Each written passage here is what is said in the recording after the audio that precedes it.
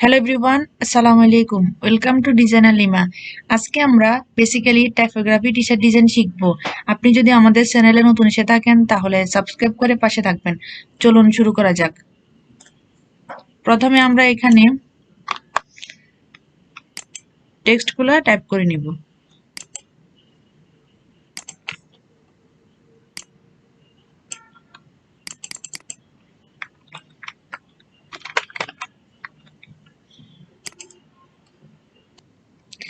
টেক্সটগুলোকে ক্রমান্বয়ে সাজাতে হবে যাতে করে ডিজাইনটা আমরা সুন্দরভাবে কমপ্লিট করতে পারি।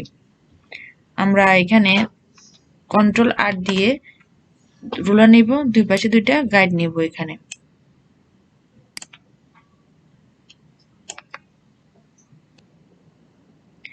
আজকের ডিজাইনে আমরা এনিডোর ফন্টটা ইউজ করব।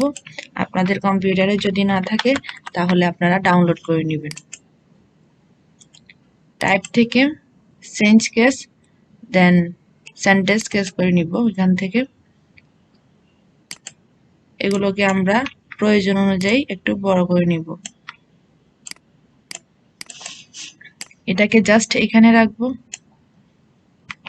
আর একটু ছোট করে নিব এই পাশে। সেম ভাবে আমরা এটাকেও এখানে বড় করে নিব।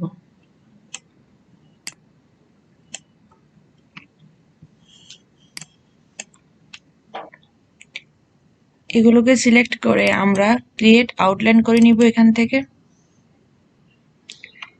এরপর আমরা এলিমেন্টগুলোকে এখানে প্লেস করে দিব। এটাকে অল্টার এবং শিফট প্রেস করে আমরা প্রয়োজন অনুযায়ী ছোট করে নিব। এটাকে ট্রান্সফর্ম থেকে রিফ্লেক্ট প্রিভিউ অন করে দিব এখানে, দেন কপি। একটা এলিমেন্ট আমরা এই পাশে নিয়ে আসব। টি এবং এমটাকে আমরা ওপেন টাইপ করে নিব এখান থেকে। এটাকে সিলেক্ট করে আমরা এখান থেকে এটা দিয়ে দিব। সেম ভাবে এটাকেও সিলেক্ট করে আমরা এখান থেকে এটা দিয়ে দিব। এলিমেন্টটা বাকি টেক্সটগুলোর উপরে সেম ভাবে প্লেস করে দিব। পেন্সিল টুল দিয়ে এখানে রাউন্ড আকারের একটা শেপ ড্র করে নিব।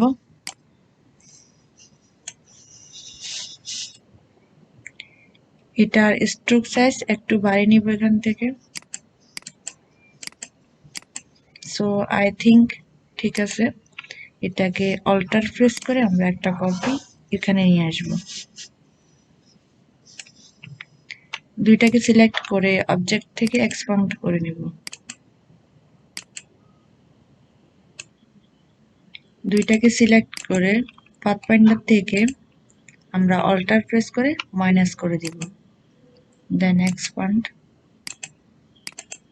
সেম ভাবে এটাকেও করব।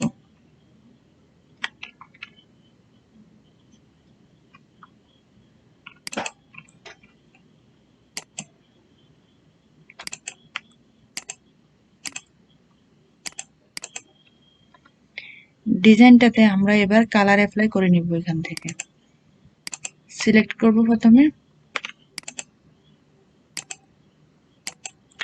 আইড্রপার টুল দিয়ে আমরা এখান থেকে কালারটা ফিট করে নিব।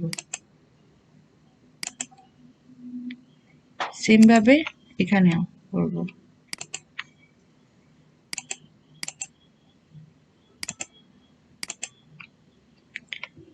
সবগুলোকে সিলেক্ট করে আমরা গ্রুপ করে নিব। এখানে আমরা অফসেট পাথ ইউজ করব। সেটার জন্য অবজেক্ট থেকে পাথ, দেন অফসেট পাথে যাব। প্রিভিউ অন করে দিব। এখান থেকে আমরা এটাকে রাউন্ড করে দিব।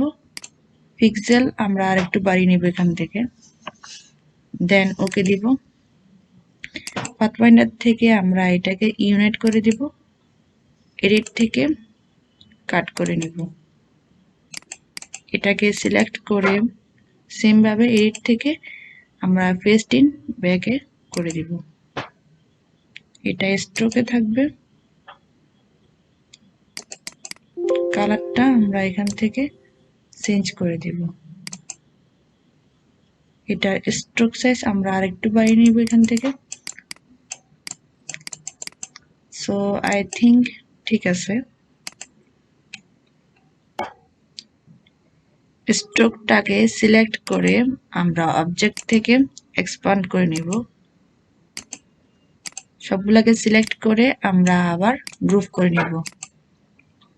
ফাইনালি আমরা আরেকবার অ্যালাইন করে নিব এখান থেকে।